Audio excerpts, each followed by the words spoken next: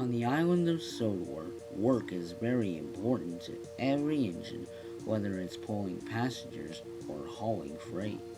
Every engine has an important job to do, and Percy's important job is shunting freight on Thomas's branch line. He often works with Toby the tram engine. One morning, Toby and Percy arrived in the yards ready for work. The yard foreman came to see the two engines. Toby and Percy, you are to shunt freight cars from the yard to the sidings on the other part of the line. Percy, you better finish your work as soon as possible. You are to pull your passenger train in the afternoon. Don't worry, we will be there on time. I should hope so. Come on, Percy, we don't have all day. We have to get to work, said Toby. Toby and Percy were soon busy shunting freight cars all around the yards. A little later, Percy was taking some freight cars, but the freight cars were being troublesome. They were laughing and joking around, which got Percy a little mad. Be quiet. I'm just being really useful. Oh yeah, doing the same thing every day, shunting about. That is definitely being useful. Cleaning up the mess of freight cars? What a great way to be really useful. Why worth it? If you're still a small green engine after it's done. Ha! Now Percy was really cross. He was just pulling up to the sidings when he knew what he could do to make them quiet. I'll bend them really hard and make them shake to their brakes, he chuckled to his driver. The sidings were old, and it looked like they would be broken easily. Percy's driver knew that you'd have to be gentle with this siding. Don't do it, Percy, shouted his driver. Percy didn't listen and biffed the trucks into the sidings, and the buffers cracked, and the trucks moved smoothly through the buffers. Percy's driver and fireman were shocked. How did that happen? There must be more to this siding than the buffers led us to believe, said his driver questioningly. Percy then saw that besides the broken buffers was another track that led deeper into the line. I've never seen this line before while shunting here, said Percy. We have to find those trucks and place them in another siding. It could be dangerous. You're right. We have to find those trucks. So Percy popped into the old line. It was covered in bushes. The trucks had made the bushes clear, so it was easy for Percy to find his way. It seems the trucks are at the end of this line. I wonder what is at the end, he thought.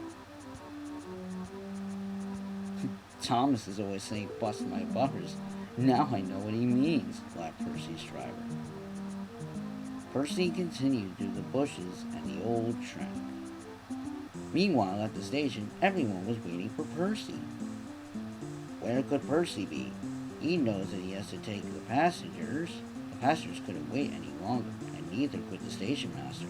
Toby, since Percy is late, you will take his passengers, and I'm sure Sir Topham Hatt will not be happy. Toby agreed. Right now, the passengers were the last thing on Percy's mind. All he could think about was finding out what was at the end of this line. The driver and fireman couldn't stop wondering why this line was buffered up in the first place. I just find it so odd that this long line would be abandoned. It's anyone's guess, agreed the fireman. I would have never guessed that there would be a line through those buffers. Finally, they saw the trucks. That must be the end of the line, said Percy cheerfully. But all Percy could see is a brick wall with trees around it and some buffers attached to it. The driver and the fireman were puzzled.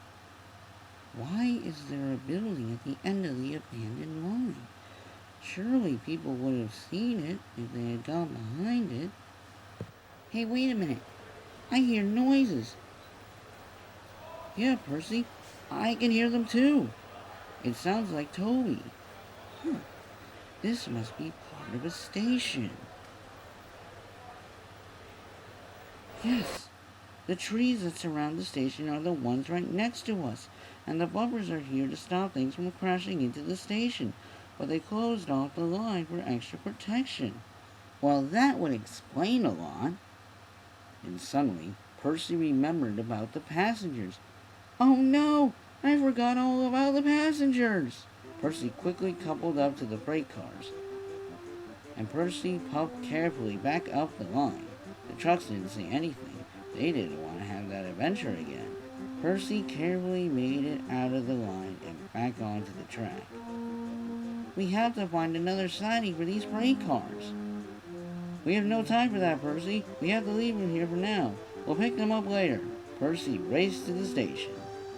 But when he arrived, no one was there, except for Sir Topham Hatt, and he was not pleased. Percy, I was told that you never showed up to take your passengers, and you made the passengers so late that Toby had to take them for you. Where were you all this time? Percy told him all about it. Sir Topham Hatt cheered up at once. Well, Percy, it seems you and your driver had to chase some trucks through that old line through the bushes, huh?